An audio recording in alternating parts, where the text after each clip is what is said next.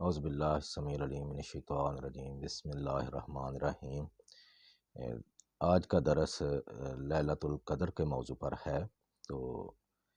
اس کا ہمارے معاشرے میں خاص اہتمام کیا جاتا ہے اور اس کے بارے میں مختلف طرح کے تصورات لوگوں میں پائے جاتے ہیں، جن میں یہ ہے کہ یہ اس ایک رات کی عبادت 1000 مہینے کی راتوں سے افضل ہے، جو کہ تقریباً 83 سال کے قریب بنتے ہیں۔ اور اس میں اللہ تعالیٰ مختلف طرح کے اپنے معاملات کے فیصلے کرتے ہیں۔ ایون یہاں یہ بھی کہا جاتا ہے کہ کن لوگوں نے مرنا ہے اور کنوں نے دنیا میں پیدا ہونا ہے، وہ بھی فیصلے کرتے ہیں۔ اور پھر یہ کہا گیا مسلمانوں سے کہ آپ، چونکہ نبی صلی اللہ علیہ وسلم کو یہ بھلا دی گئی رات، تو اب مسلمانوں نے اسے تلاش کرنا ہے، اور یہ رمضان المبارک کی آخری عشرے کی طاق راتوں میں اس کو تلاش کرنا ہے۔ لیکن اس کے بعد بھی بہت سی روایات ہیں کہ جو متفق ہیں لوگ عام طور پر کہ یہ 27ویں کی جو رات ہے وہ یہ لیلۃ القدر کہلاتی ہے۔ تو اس پر آنے سے پہلے ہم تھوڑی سی بات کریں گے کہ دین کا ایک بنیادی ڈھانچہ ہے ہمارے دین کا، جو قرآن کریم نے بیان کیا ہے۔ تھوڑا سا اس کو میں واضح کرنا چاہتا ہوں کہ یہ دنیا پیدا کی گئی ہے اور اس میں ایک چیز رکھی گئی ہے مکافات عمل، یعنی جو کچھ بھی آپ اس میں اعمال کریں گے تو اس کا صلہ آپ بعد کی زندگی میں پائیں گے، جیسا کہ نبی کریم صلی اللہ علیہ وسلم نے فرمایا الدنیا مزرعۃ الآخرہ، کہ دنیا جو ہے وہ آخرت کی کھیتی ہے، جو یہاں بوئیں گے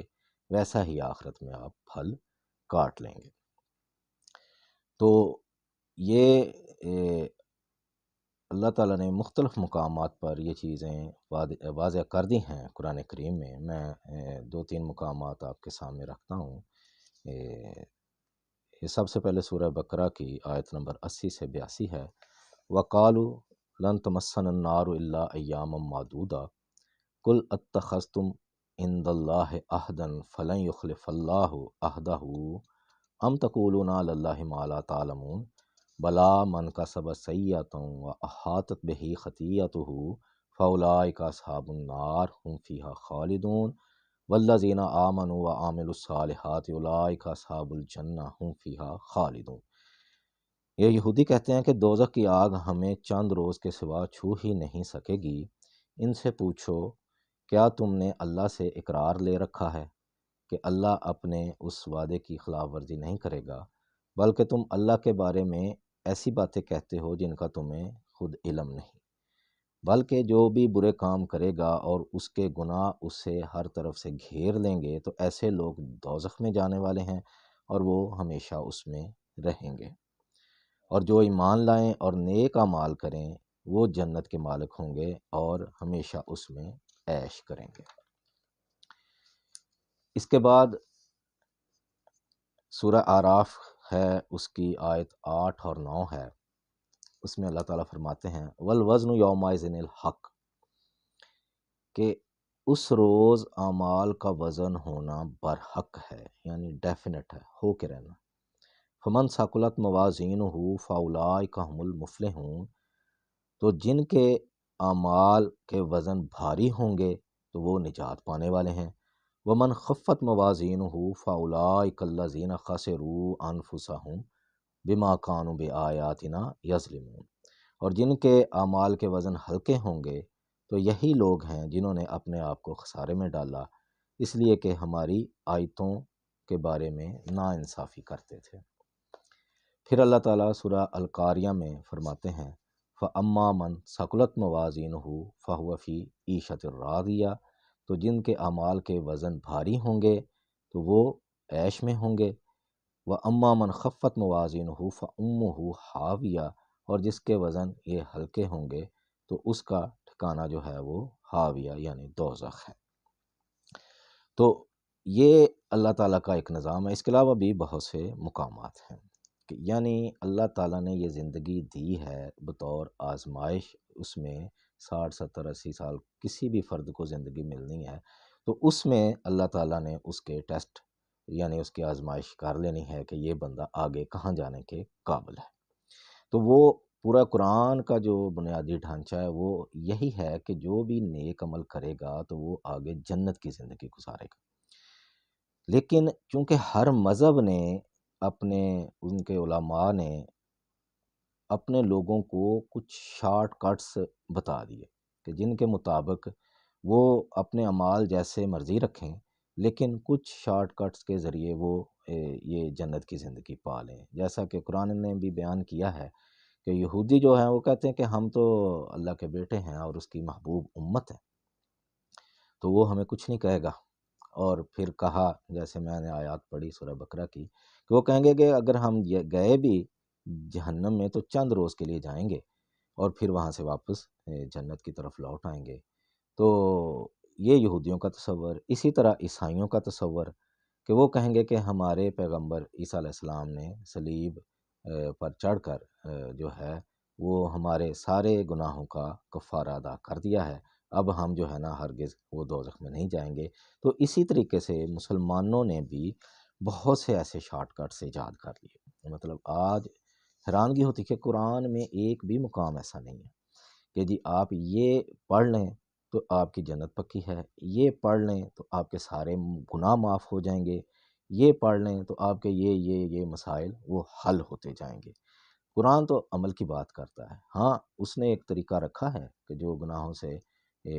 توبہ کرتا ہے اس کے بعد بھی عمل صالح ہی کرنا پڑے گا، کیونکہ قیامت والے دن میزان میں عمل ہی رکھا جائے گا۔ تو یہ مسلمانوں نے جیسے بہت سی چیزیں اور بھی ہیں کتابوں میں، مطلب ان کی بھرمار ہے کہ جیسے روز کوئی سورہ ملک پڑھ لے تو وہ دوزخ نہیں جا سکتا، کوئی سورہ واقعہ روز پڑھ لے تو وہ دوزخ نہیں جا سکتا۔ اسی طرح سے کچھ درمیان میں اسماء الحسنہ میں سے کہ اگر کوئی لطیف الخبیر کا ورد کر لے، اگر کوئی غفور الودود کا ورد کر لے، تو یہ ایسے مطلب کہ اب ہمارا معاشرہ یہ ہے کہ ایک بہت بڑی جو ہے وہ لپ سروس میں مبتلا ہے، یعنی اعمال، کردار، اخلاقیات وہ ایک سائڈ پر ہے۔ ہاں جنت چونکہ چاہیے لازمی، تو اس کے لیے یہ طریقے ہیں کہ ہم یہ پڑھ لیں، یہ کر لیں، تو اس سے جنت جو ہے نا وہ ہماری کہیں نہیں جانے کی۔ اب آتے ہیں یہ سورہ القدر کی طرف، کہ اس کے بارے میں یہی کہ ایک رات کی آپ عبادت کر لیں تو آپ کی وہ 83 سال کی یعنی کہ 1000 مہینے کی رات جو ہے وہ گنی جائے گی۔ تو اس سے تو بہت ہی آسان ہو گیا کہ انسان جو ہے وہ اصل میں یہ ایک سرٹیفکیٹ مل گیا لوگوں کو کہ جی آپ سارا سال جو مرضی کریں، کاروباری معاملات میں بددیانتی کریں، ملاوٹیں کریں، ناجائز منافع کھائیں اور رشتہ داروں سے بھی بدسلوکی کریں اور ہر طرح کی کرپشن کریں۔ صرف یہ ہے کہ آپ اگر ایک رات یہ جاگ لیں بیداری کی حالت میں اور عبادات کرتے رہیں اللہ کی، تو اس سے جو ہے نا آپ کی وہ جنت پکی ہے۔ اسی طرح کے تصورات ہمارے یہاں ہیں کہ آپ سارا سال جو مرضی کریں، حج کر لیں یا عمرہ کر لیں، تو یہ آپ کے گناہ معاف ہو جائیں گے۔ یہ ایسا قرآن کریم نے کہیں بھی نہیں بتایا۔ گناہ کی معافی ایک تو جو اللہ کے لیے ہے، مطلب کہ جو آپ نے معاملات ایسے کیے ہیں تو اللہ معاف کر دے گا، لیکن جو آپ نے زیادتیاں لوگوں سے کی ہیں، جو ملاوٹ کر کے دوائیاں لوگوں کو کھلائی ہیں یا دودھ پلایا ہے یا اور شہد میں کی ہوئی ہیں، جو لوگوں کے ذمے ہیں معاملات، وہ تو معاف نہیں کرے گا اللہ۔ تو یہ اللہ نے ایسی کوئی شے بتائی نہیں ہے، لیکن ہمارے مسئلہ یہ ہے کہ اب اخلاق، کردار، عمل وہ سارا جو ہے ایک سائڈ پر ہو گیا ہے، اور ہاں رات جا کر ہم وہ لینا چاہتے ہیں جنت۔ اب اللہ فرماتے ہیں، یہ سورہ قدر ہم پڑھنا شروع کرتے ہیں، انا انزلناہ فی لیلۃ القدر، لیلۃ القدر، کہ اللہ نے فرمایا بے شک ہم نے اس قرآن کو شب قدر میں نازل کیا۔ وما ادراک ما لیلۃ القدر، اور آپ کیا جانو کہ لیلۃ القدر کیا ہے۔ لیلۃ القدر خیر من الف شہر، لیلۃ القدر 1000 شہر 1000 مہینے سے بہتر ہے۔ تنزل الملائکۃ والروح فیہا باذن ربہم، اترتے ہیں اس میں فرشتے اور روح اپنے رب کے حکم کے ساتھ من کل امر ہر طرح کا حکم لے کر سلام یا حتی مطلع الفجر اور طلوع فجر تک یہ سلامتی ہے۔ اس میں جو قابل غور بات ہے وہ ہے الف شہر، کہ 1000 مہینے سے یہ بڑھ کر ہے۔ تو یہ زبان کے اسلوب ہوتے ہیں۔ اس کی وضاحت کی ہے کتاب محاسن التاویل میں علامہ ہیں جمال الدین قاسمی جامعہ الازہر کے۔ تو انہوں نے کہا کہ یہاں عدد مطلوب نہیں ہے، یہ الف 1000 سال یعنی یہ کثرت کے معنوں میں استعمال ہوا۔ جس طرح جنگ بدر میں اللہ تعالیٰ نے کہا کہ وہ تمہاری مدد کرے گا 3000 فرشتوں سے یا 5000 فرشتوں سے، تو وہاں بھی عدد مطلوب نہیں تھا، یعنی اللہ نے اب اس کا کسی طرح سے بھی ہم وہ اس کو میّر نہیں کر سکتے، تو یہ اللہ نے مدد کی۔ تو اسی طرح یہ الف جو ہے یہاں کثرت کے معنوں میں استعمال ہوا ہے، یعنی کہ یہ رات جس میں قرآن نازل ہوا وہ 1000 دور جہالت کے جو سال ہیں یا مہینے ہیں ان سے یہ ایک رات بہت ہی بہتر ہے۔ یعنی پچھلا جو دور قرآن سے پہلے کا تاریکی کا، جہالت کا، شرک کا اللہ تعالیٰ نے اس کو بیان کیا، تو اب یہ جو کتاب آ گئی اللہ کی طرف سے تو اس کی وجہ سے یہ رات یہ مبارک ہو گئی، اور یہ رات وہ سارے 1000 سالہ دور جہالت پر بھاری ہو گئی۔ تو یہ بات ذہن میں رکھنی چاہیے کہ یہاں پہ جیسے ہم نے کیلکولیٹر کے ذریعے نکال لیا کہ اتنے سال اور اتنے مہینے بنتے ہیں، وہ بات نہیں ہے۔ پھر اللہ فرماتے تنزل الملائکۃ والروح فیہا باذن ربہم، کہ تنزل جو صیغہ ہے یہ ماضی کا ہے، یہ ایک ہی دفعہ اترنے کے معنوں میں استعمال ہوتا ہے، یعنی کہ اس رات فرشتے اور ملائکہ اور روح جو ہے وہ اترے اپنے رب کے حکم، یعنی قرآن لے کر اترے پہلی دفعہ۔ تو اس کی وضاحت تھوڑی سی کرتا چلوں کہ اس میں اللہ تعالیٰ نے مطلب قرآن میں بہت ساری مثالوں کے ذریعے یہ بات واضح کر دی ہے، تنزل ایک ہی دفعہ اترنا، اور اگر بار بار اترنا ہے تو اس کے لیے وہ کیا چیز استعمال کی ہے۔ اللہ فرماتے ہیں سورہ حامیم سجدہ میں، ان الذین قالوا ربنا اللہ ثم استقاموا تتنزل علیہم الملائکۃ، کہ بے شک جن لوگوں نے کہا کہ ہمارا پروردگار اللہ ہے پھر وہ اس پر قائم رہے، ان پر فرشتے اتریں گے یا اترتے ہیں۔ پھر اللہ تعالیٰ نے سورہ مریم میں کہا وَمَا نَتَنَزَّلُ إِلَّا بِأَمْرِ رَبِّكَ، فرشتے جو ہے وہ پیغمبر سے مخاطب ہیں اور کہتے ہیں کہ ہم تیرے رب کے حکم کے سوا نہیں اترتے۔ پھر سورہ طلاق میں اللہ تعالیٰ فرماتے ہیں، یہ آیت نمبر 12 ہے، اللہ الذی خلق سبع سماوات ومن الارض مثلہن، اللہ تعالیٰ نے 7 آسمان اور زمین ایسے ہی بنائی، تو یتنزل الامر بینہن، وہ بھیجتا رہتا ہے اپنا حکم ان کے درمیان۔ یعنی یہ دیکھیں ایک کام جو مسلسل اللہ کر رہے ہیں ان کے لیے صیغہ علیحدہ استعمال ہو رہا ہے، اور ایک کام جو ایک ہی دفعہ ہوا ہے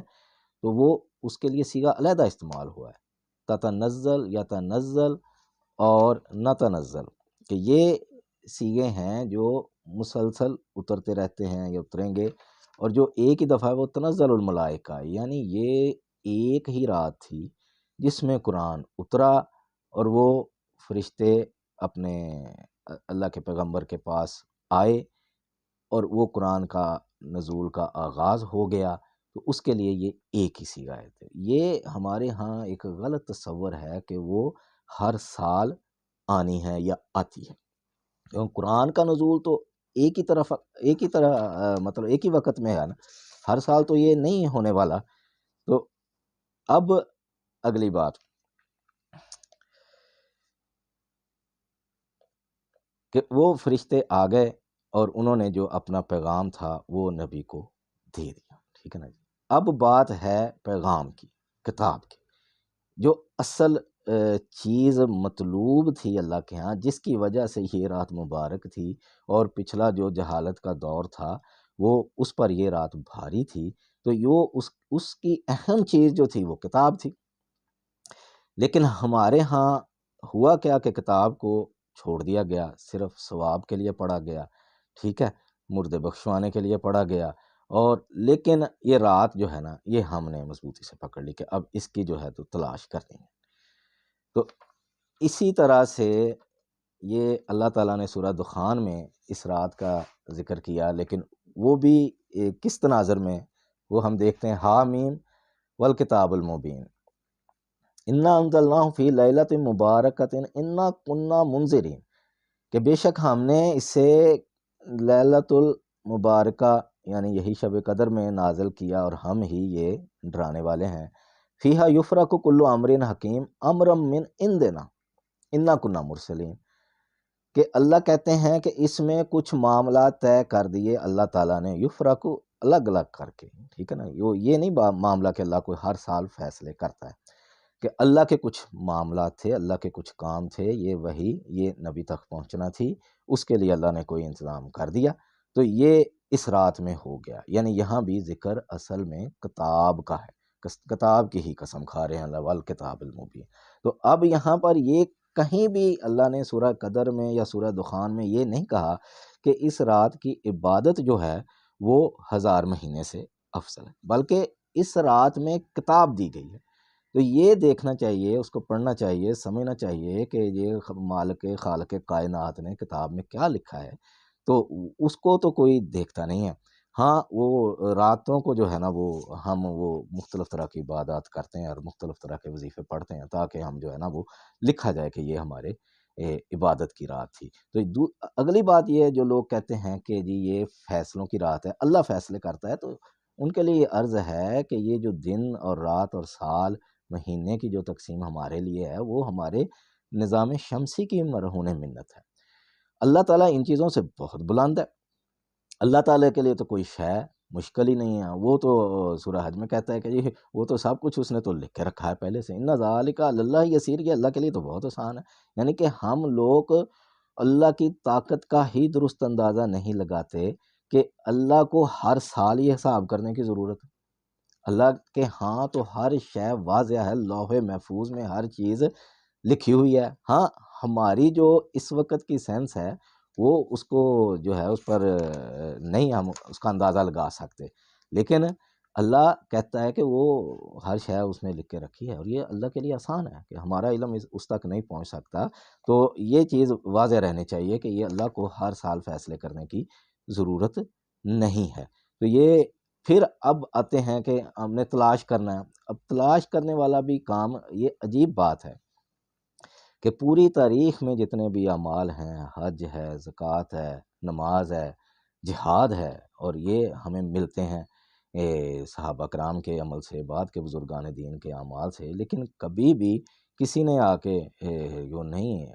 کہا کہ جی اس کو یہ رات مل گئی ہے۔ نبی صلی اللہ علیہ وسلم کے دور میں، صحابہ کرام کے دور میں، اور اس کے بعد کے ادوار میں بھی، ٹھیک ہے، وہ تو جہاد میں ہی اتنے مصروف رہتے تھے، اور ان کے جو دوسرے معاملات تھے انتظامی حوالے سے، تو وہ کہیں ایسا تذکرہ نہیں ملتا کہ کوئی صحابی آ گیا جی تو مجھے یہ رات مل گئی ہے، یا بعد کے بزرگوں نے بھی کوئی کہا ہو کہ جی مجھے یہ رات مل گئی ہے، تو اس کا کوئی پیمانہ ہی نہیں ہے۔ اور ہمارے ہاں تو یہ طرفہ تماشا بدقسمتی ہے کہ ہمارے تو وہ نہ چاند کے حوالے سے نہ روزہ صحیح رکھواتے ہیں، نہ عید صحیح کرواتے ہیں، تو ہمارا اس پھر سعودیہ میں جو ہے وہ رمضان کی کوئی تاریخ ہوتی ہے، ہمارے ہاں کوئی اور ہوتی ہے، پشاور میں کوئی اور تاریخ ہوتی ہے، تو رات تو اللہ نے ایک بنائی ہے۔ تو یہ عجیب بات ہے۔ تو اس لیے جو چیز ضروری ہے اس پر توجہ دینی چاہیے۔ اللہ نے اس رات میں اپنے پیغمبر کو قرآن دیا ہے، اور یہ ایک ہی دفعہ آئی ہے، یہ ہر سال نہیں آنے والی۔ اور اس کے بعد جو ہے یہ جو تلاش کا کام ہے وہ غیر ضروری ہے، کیونکہ